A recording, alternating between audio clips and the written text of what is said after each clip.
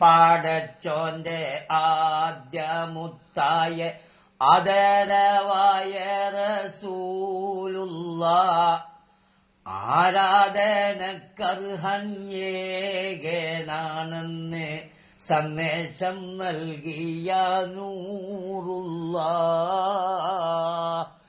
മാനവർക്കാകെയും നേർവഴി കാട്ടിയ മക്കത്തൂതിച്ച ഹബീബുള്ളാഹ് മംഗകൾക്കുത്തമിയാമീന ബീവി പെറ്റ മുഹമ്മദ് സ്വല്ലല്ലാഹ് പെറ്റ മുഹമ്മദ് സ്വല്ലല്ലാഹ് ഒരു നാൾ നബിയും അബൂബക്കർ സിദ്ദീഖും ഒരുമിച്ചു ഗർസൗർ ഗുഹയിൽ പ്രവേശിച്ചു. സിദ്ദീഖുൻ അക്ബറിൻ മടിയിൽ തലവെച്ചു. അന്ത്യപ്രവാചകൻ നിദ്ര പ്രാപിച്ചു. ചന്ദ്രവാദനം കണ്ട് അബൂബക്കർ പുഞ്ചിരി തൂകുന്നുണ്ട്. പൂർണ്ണനബിയുടെ അംഗരക്ഷകൻ പരിശുദ്ധ ദീനിനെ പോറ്റിയ ധീരൻ പരലോക ജീവിതം മോഹിച്ച വീരൻ പതിതേരിൽ സ്നേഹം പുലർത്തുന്ന മാന്യൻ വസ്ത്രത്തിൻ തുണ്ട് കൊണ്ട് ഗുഹയുടെ ദ്വാരം അടക്കുന്നുണ്ട്. പഴുതൊന്നടക്കുവാൻ ശീലത്തുണ്ടില്ല പാത വീരൽ കൊണ്ടമർത്തിയ ഒട്ടും പേടിക്കാതെ നബിയെ ഉണർത്താതെ ഒക്കെയും നോക്കി ചിരിക്കുന്നു. മുത്ത് റസൂലുള്ളാഹ് മടിയിൽ കിടക്കുന്നു. മുഖം കണ്ട് സിദ്ദീഖ് സംതൃപ്തനാകുന്നു. മൂർഖം പാമ്പൊന്നുടൻ കാലിൽ കടിക്കുന്നു. നബികൻ ഉരണ അബൂബക്കർ പിടയുന്നു. നബിയെ ഉണർത്തിയില്ല. സിദ്ദീഖിന്റെ വേദന തീരുന്നില്ല.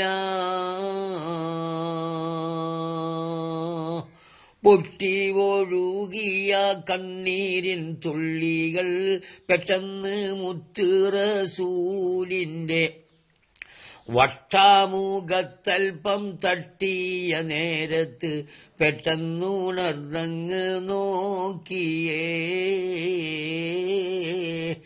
എന്താ സിദ്ദീഖോരെ നിങ്ങൾ കരയുന്നു? എന്ത് പീണഞ്ഞങ്ങ് ചൊല്ലുവീനെന്നോട്. എന്റെ മനതാറിൽ വേദന തിങ്ങുന്നു. എല്ലാം പറഞ്ഞ അബൂബക്കർ നബിയോട് ഉമിനീർ പൂരട്ടി നബി സിദ്ദീഖിന്റെ ഉഗ്രവിഷമിറങ്ങി. ഇഹലോക ജീവിതം ശാശ്വതമെന്ന് മനസ്സിൽ കരുതല്ലേ മനുഷ്യ. ഇന്നല്ലെങ്കിൽ നാളെ എല്ലാം വെടിഞ്ഞു നീ യാത്ര തിരിക്കുമല്ലോ എന്ന പാട്ടിന്റെ രീതിയാണിത്. കള്ള് കൂടിക്കല്ല, കളവ് നാടത്തല്ല, ചൂത് കാളിക്കല്ല, കരുണാനിധിയായ റബ്ബിന്റെ കൽപ്പന തെറ്റി നടക്കല്ല, തെറ്റി നടക്കല്ല.